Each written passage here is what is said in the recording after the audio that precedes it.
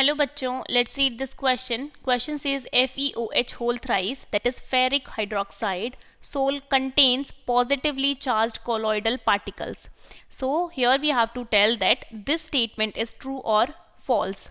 So we will write our key concept.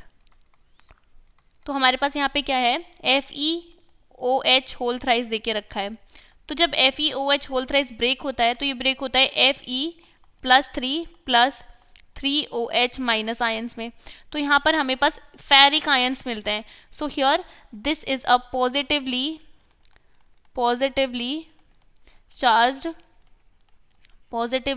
Charged colloidal particles. So here positively charge है ये.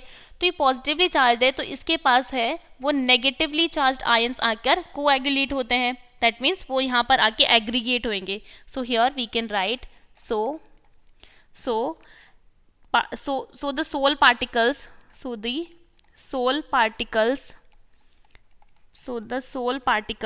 move to the, क्योंकि ये positively charge है तो यहाँ पर ये नेगेटिवली चार्ज की तरफ मूव करेगा बिकॉज पॉजिटिव नेगेटिव इंट्रैक्शन होता है. So here we can write move to the negative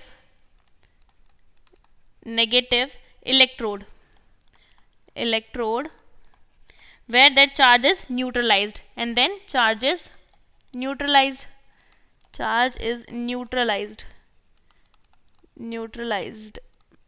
यहाँ पर चार्ज न्यूट्रलाइज्ड हो जाता है और वो एग्रीगेट हो जाते हैं